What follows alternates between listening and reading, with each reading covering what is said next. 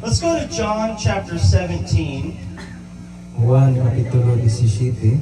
and verse 17. O, 17 gihapon na verse So, 10. akong mensahe mga Exxon, mahitungod ang pulong sa Diyos.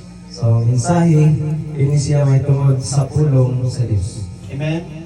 So, as believers in Jesus Christ, our authority is the Word of God.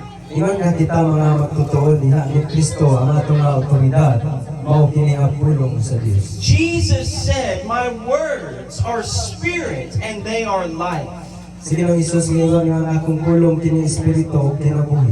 This is what separates the truth from the lie. So kini siya adunay pagkabulag gikan sa tinuod ug ngadto sa pagkat. And if you are a believer in Christ, Kung ikaw sa kamatutuon diha ni Kristo, if you are born again, o ikaw nataw pag-usap, your authority is the Word of God. ang imong otoridad mao kining pulong sa Dios. There are many opinions in the world. Adunay daghan nga mga sugyot diri sa kalibutan. There are false prophets, Adunay mini nga mga manalagna. false visions, Adunay mini o dili maayo nga panglantaw. and deceptions from Satan. O din mga paglimbong gikan sa Satanas. But the Word of God Apan ang pulong sa Dios is the truth kini siya kamatuoran. that we stand on. Nga kini ato ang pagkabarugan.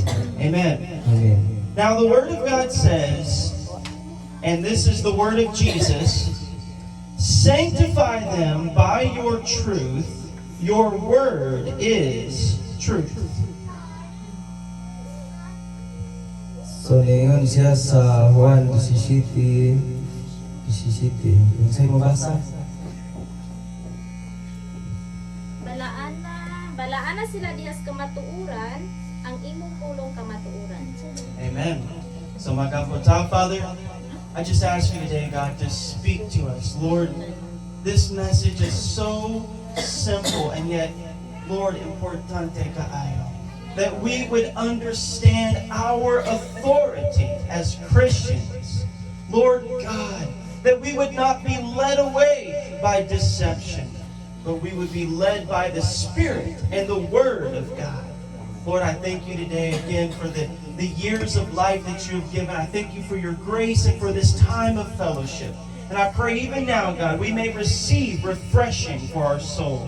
In the name of Jesus, amen. Now, this is the prayer of Christ before the cross. So kini siya nga ato nga gibasa mo ni ang pag-ampo ni Ginoong Hesus so wala pa siya ilansan sa krus. And he's praying for the church. Siya nag-ampo alang sa simbahan o iglesia. He's speaking to his Father. Siya nagasulti may tungod sa amahan. And he's praying for you. Siya usab nag-ampo alang kanimo. And one of the prayers is, Lord, sanctify them by the truth. Ug usa siyang pag-ampo nga ningon nga ug pagabalaanon sila hinluan pinagis kamatuoran. Thy word is truth. Kaya niyang pulong kamatuoran. Now, there is a great deception of Satan. Adunay dako nga paglimbong gikan ni Satanas. Many people in the world Adunay daghang mga tao dinhi sa kalibutan. believe they can have their own truth. Sila nagatuo nga aduna sila kining kaugalingon usab nga kamatuoran. That you can just believe what you want. Kadiin sila nagatuo sa ilang gusto. You have your truth and I have my truth. Naa kay kamatuoran nga ako na ako ko'y kamatuoran. But that's not the word of God. Apan pinidili mo ang pulong sa Dios The sa word of God is truth. Kaya ang pulong sa Dios mo lamay kamatuoran. Jesus said, I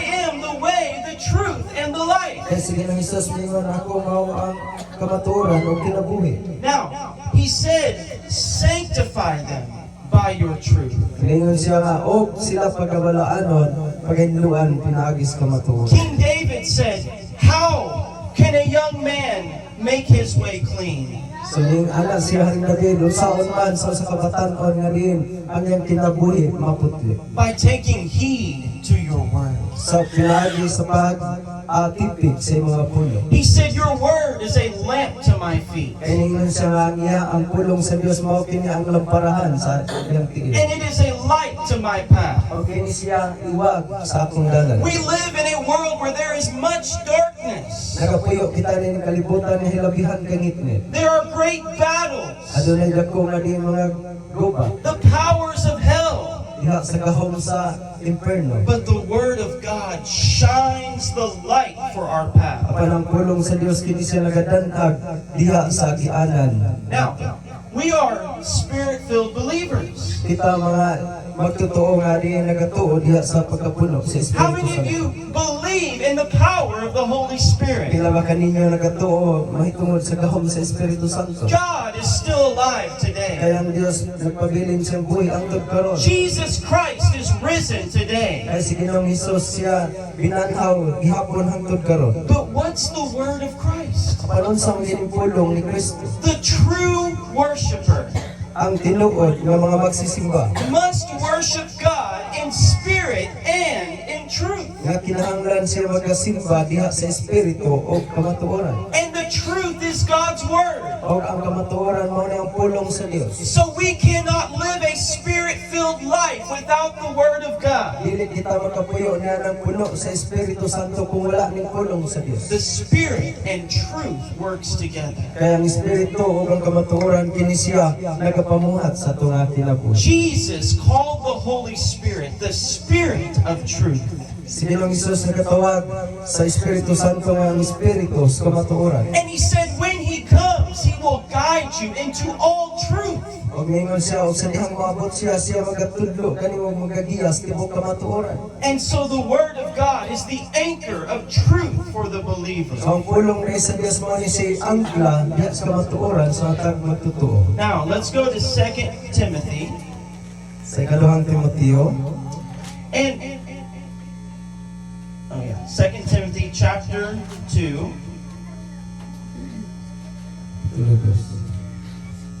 And versiculo 15, it says, "Be diligent to present yourself approved to God, a worker who does not need to be ashamed, rightly dividing the word of truth." sa versikulo 15, paningkamuti pag-ayo ang pagpakita sa imong kaugalingon sa tubangan sa Dios, ingon nga iyang nahimutan usa ka magtatrabaho nga dili kinahanglan asa to. 2 Timothy 2:15 nahanglan magakaulaw nga sa hustong pagi magatudlo sa pulong sa kamatuoran. So, he said, you are to present yourself approved unto God. So ningon siya nga magapakita sa mga kaugalingon at tubangan sa Dios diha sa pagsultis kamatuoran. A worker that does not need to be ashamed, Usa ka magbubuhat nga dili magakaulaw.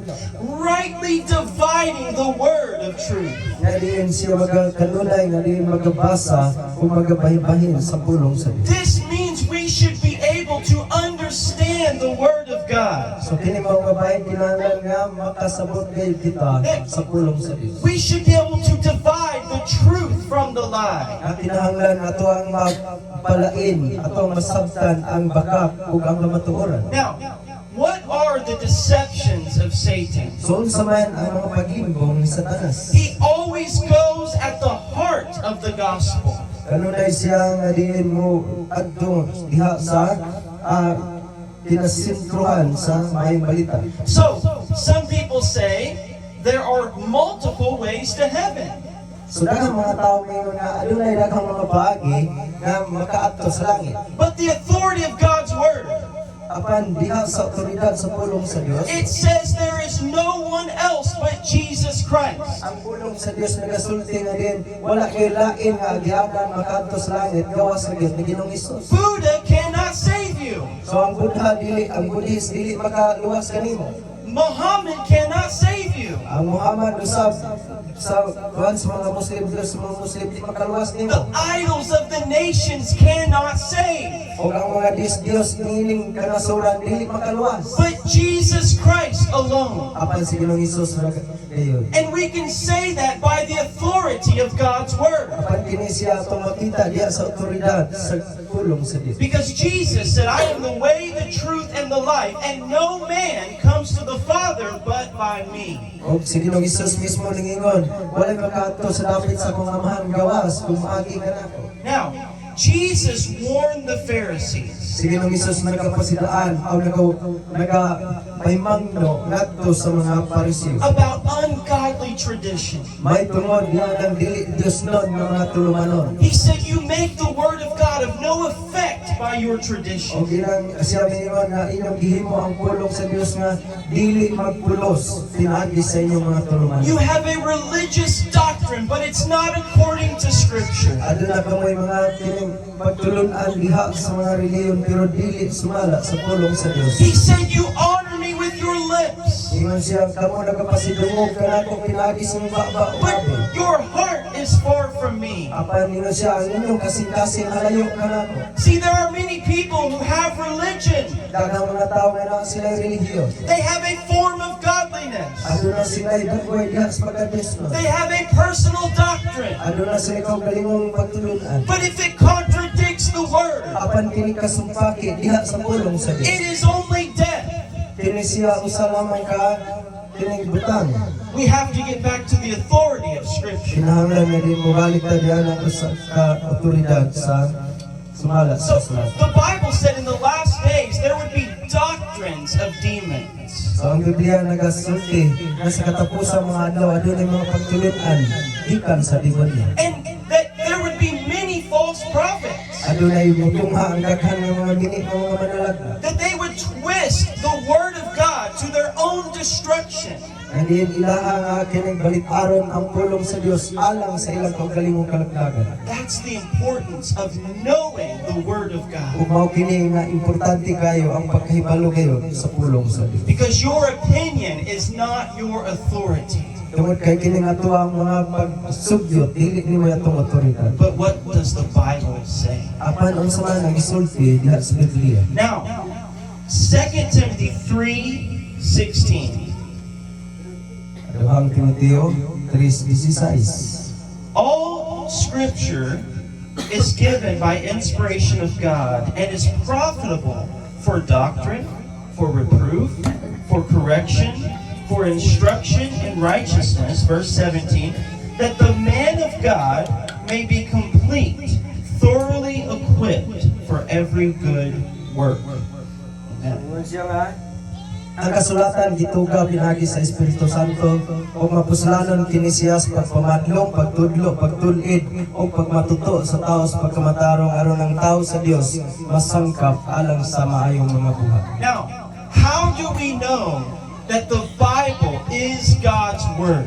So unsa man nato pagkahibalo nga ang kining pulong nga nasa Biblia mao ni ang pulong sa Dios. Because if you don't believe it's God's Word, So kung dili ta mo tuo kini siya pulong gyapon sa Dios. then why would you obey it? Ug ngano nga mo taod man ta? But we believe this is God's Word. Kita mituo nga kini siya pulong sa Dios. Now, there's many reasons. Adunay daghan nga mga rason. There is no other book in all of history like the Bible. Wala na kayo laing nga basahon sa tanang kasaysayan nga sama sa The Biblia. Bible was written over 1,500 years. Kini siya nasulat sobra sa kining 15 ka tuig. Different languages, Hebrew and Greek. Daghan nga kining mga pinulungan ikan sa Hebrewanon o sa Grego. Over 40 authors. Sobra sa 40 ka mga magsusulat na nagsulat sa Biblia. And yet it's one cohesive story. So kini siya usa lamang nga diin nagakadugtong ang mga storya ang It's pagkilanon. the story of Jesus Christ. Kini siya mahitungod lamang sa kinabuhi ni Ginoong Hesus. It's the story of the gospel of Christ. Kini siya subilanon mahitungod sa may balita ni Kristo. The Bible tells us the history of the world. Ang Biblia nagasulti nga diin sa iyang kasaysayan mahitungod sa It kalibutan. tells us that God created us in His own image. Nga din siya nagasulti nga siya nagabuhat ka na to ug sam aron magkita may sama sa iyang dagway. And the Bible tells us the future of the world. O ang Biblia nagasulti usab mahitungod sa umalabot sa kalibutan. We see the prophecy fulfilled in the life of Christ. O ato usab nga makita ang mga kining mga gipanagda nga kini siya natumana. That He would be born of a virgin. Nga diin siya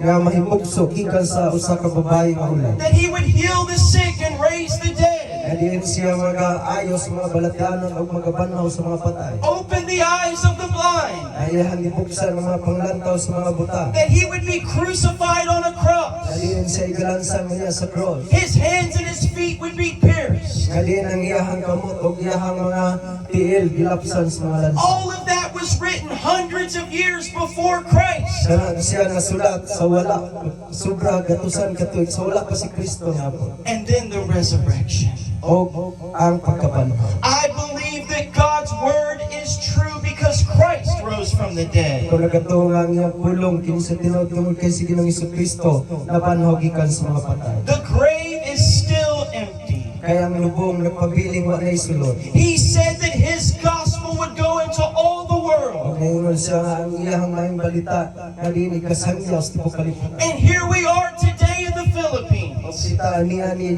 karon di dinis Pilipinas. fulfilling the word of God, Na di nagatuman diha sa pulong sa Dios. preaching Christ, Na nagawalik alang kang Kristo. just as he said.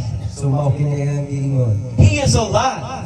Siya buhi. And if you are saved today, Kung ikaw luwas karon, you know that he is alive na makaibalo ka nga siya buhi. because you have been transformed. Tungod kay kini siya hatod man kanimo You have kausaban. been born again. Na ikaw nahimugso man You pag-usapan. have been forgiven. Ikaw pinasaylo man. Pinaagi sa grasya sa Diyos. Amen. Amen. Pinaagi sa iyang hamilidugo. Amen. And you know he is alive. So sayop ka nga siya buhi. So, we believe God's word because Christ is risen from the dead. So nagatuo ta siya nga pulong tungod kay si Ginoong Jesucristo na banhaw gikan sa mga patay. We believe because of fulfilled prophecy. Kita nituo tungod kay adunay mga panagna nga natuman. And we believe because Jesus believed the word of God. Kita nituo tungod kay si Ginoong Hesus nituo man sa pulong sa Dios. He quoted the Old Testament Siya nga gikutlo kini dito sa tugon. and he called it the word of God. O kini sa gitawag nga pulong sa Dios. And Jesus is the word made O flesh. si Ginoong Hesus siya ang pulong nga nahimong unod. Amen. Amen. And the Bible declares itself to be the word of God. So ang Biblia nagasulti may tungod kaniya nga siya mao pulong sa Dios. And even today, we still see fulfilled prophecy. Hangtod karon kita makakita nga anang mga natuman nga mga gipanagna. The Bible said in the last days that dangerous times would come.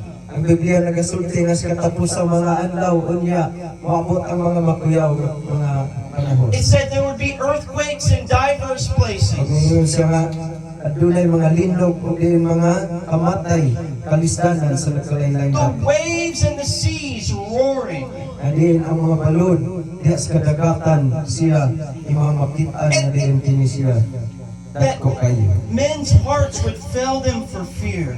So kini siya nagahatag og kini kahatlok sa kasing-kasing For the things that are coming upon the earth. sa mga butang nga diin malabot dinis kalibutan. Israel was prophesied to become a nation again.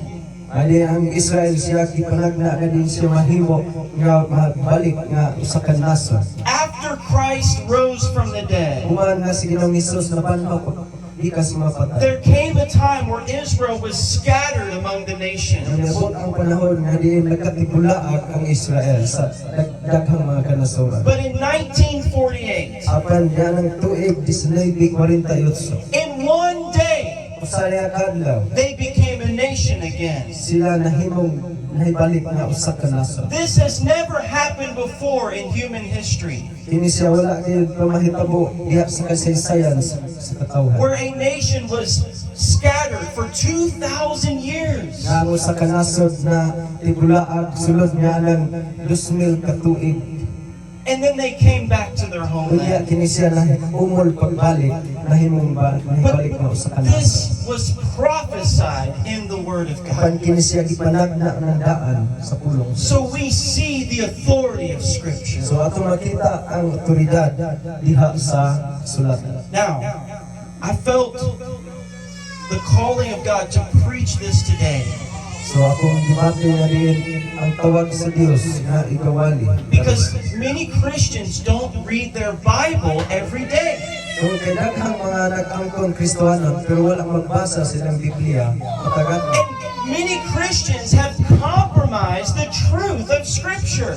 Nadiin daghang mga Kristohanon nga gipahiuyon lamang ang kamatuoran diha sa kasulatan Because of the fear of man. tungod sa kahadlok sa tao. But the Bible says, I will not fear what man can do to me. Apan ang Biblia nagasulti nga ayaw kahadlok unsa may mabuhat sa tao alang kanimo. But we are called to fear the Lord Apan kita gitawag nga din kinahanglan magkakahadlok kita ngadto sa Dios. and to stand firm on the Word of Hindi God, kita mo barog din nga kalig-on diha sa pulong sa Dios. even if it offends. Bisan aduna may mga masakitan ka. Because truth is what cuts to the heart. Tungod kay ang kamatuoran kini siya makahimo paggisi sa atong kasintasan. So the Bible said all Scripture is given by inspiration of God. Sa Biblia nagasulti nga ang tibuok kasulatan gituga diha sa pinagi sa Espiritu The Santo. Word says that holy men of God were moved about by the Holy Spirit. Nadiin ang Biblia nagasulti nga ang balaan nga katawhan sa Dios. Nadiin sila magakuha sa mga butang walay ulos pinagi sa Espiritu And when Santo. they spoke, it was the authority of O God. din sila magasulti uban ang otoridad. Now, our last scripture, Psalm chapter 1. Our last scripture, Salmo Kapitulo Tapos ang 1. versikulo sa Salmo Kapitulo 1. So, I want you to see the promise of God ang saad sa Diyos. Amen. For those who will read, believe, and obey the Word of God. So, gusto kong makakita kamo sa saad sa Dios alang kaninyo nga nagatuo o nagatahod sa Dios. So, versikulo 2, yato trace. So, 2 and 3. Versikulo 2 o 3. Kundili ana sa kasuguan ni Hiuba ang iyang kalipay, o sa kasuguan niya nagapamaladong siya adlaw o sa gabi, 3. O siya mahisama sa kahoy nga natanom sa daplin sa kasapaan sa tubig nga nagadagayday sa iyang nagadagayday nga nagadala sa iyang bunga sa iyang panahon kay kansang dahon usab dili malaya o bisan unsa nga ginabuhat niya magamaswan. Amen. Now, he said that the man who meditates on the law of God, that's God's Word, Ingon siya, ang tao nga siya nagapamalandong sa kasuguan o pulong sa Dios. and notice he said day and night, adlaw o gabi. O tumasayon nga ang gisulti sa matag adlaw o gabi. That means it's not just a Sunday morning, Wala magpasabot nga kini siya panahon lang sa Domingos buntag. but his Word is every single day. Apan ang iyang pulong sa matag adlaw ayon. Remember Job said, I have esteemed your Word more than my necessary foods. At ang inumduman siya, din siya mas ipalapit pa niya ang pulong sa Dios kay siya iyang pagkaon nga natural matag adlaw. And Peter commanded us as newborn babies to desire the milk of the Word of Ang sa God. Apostol Pedro sa mingon nga din panganduyan ninyo sama sa usa ka masuso nga bata ang pure o putli lunsay gatas nga maong pulong sa Dios. Unsa iyang saad. So unsa man ang saad niya?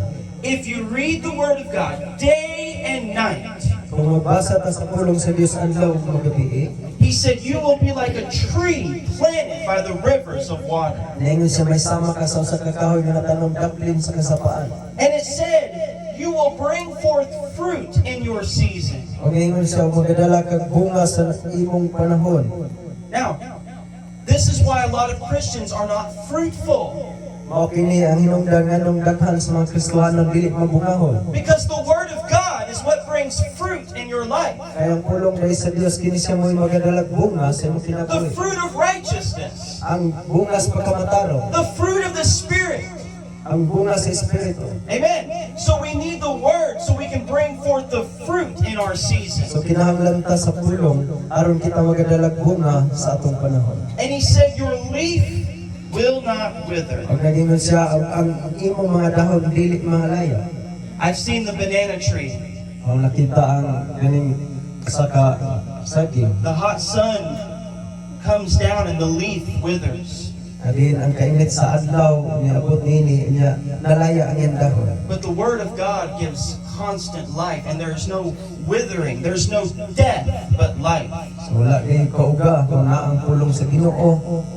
Kanunay gayud nga dili malawas ang atong mga dahon. And then he said, whatever you do will prosper. Ang siya bisag unsa imong pagkabuhaton kini siya mouswa. He promised the same thing to Joshua.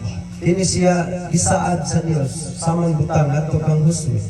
He said, keep the law before your eyes. Ingon siya nga og ayaw ibulag kini maong kasuguan sa imong mga mata. And whatever you do will prosper.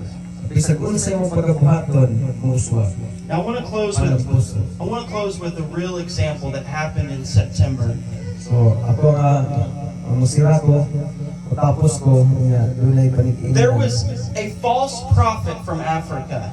Adunay mini nga magtutudlo o kumanalak na o propeta gikan sa And he was predicting the rapture in the month of September. siya nagapanag na ining nilabay nga September na maabot ng sakyaw. And a lot of Christians were watching that. O daghang mga Kristohano nagatanaw But sa iyang nga if you know the Word of God, apan kung ikaw nakahibalo gayon sa pulong sa you would Diyos, not even give that a thought.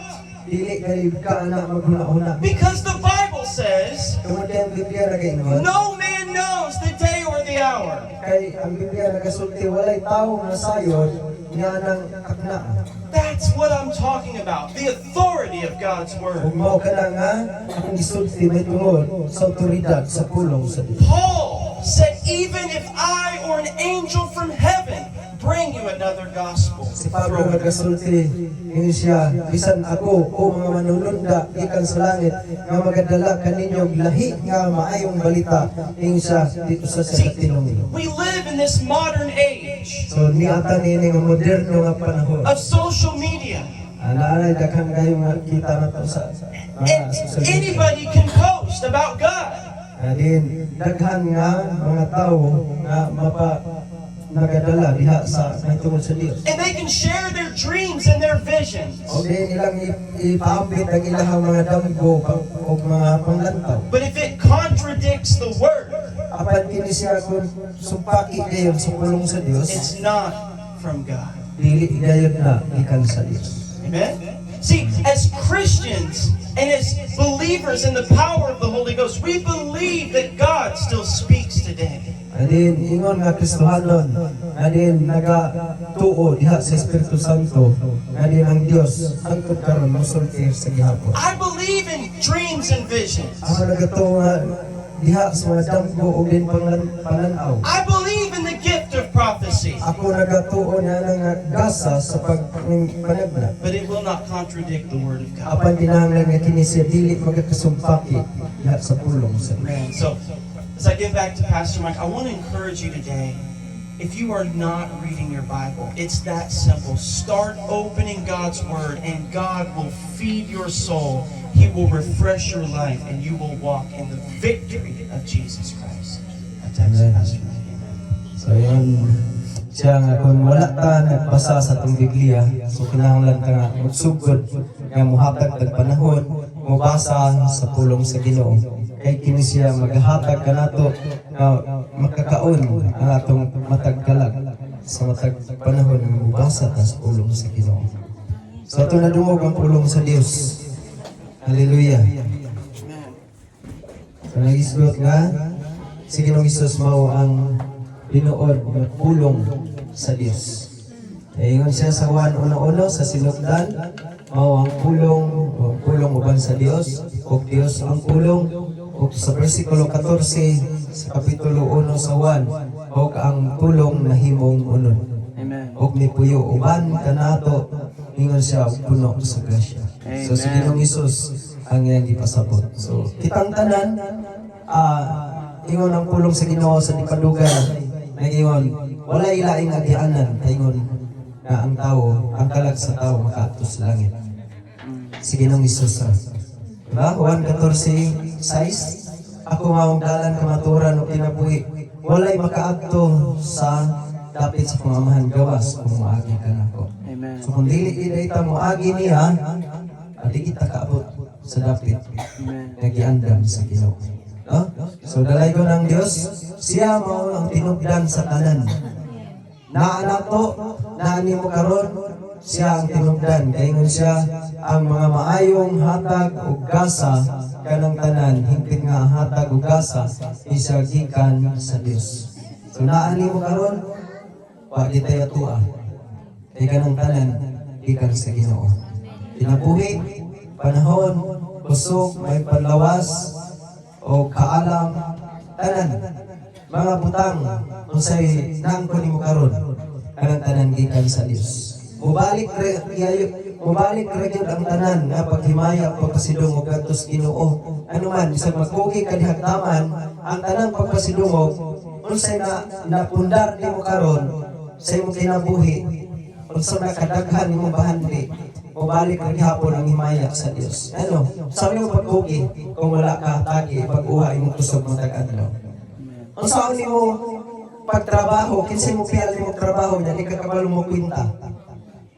Piyaran ka? Ha? Saligan ba ka? Dili ka saligan. Ano man? Di ka kailang piso. Diba? Tagaan ka o 5.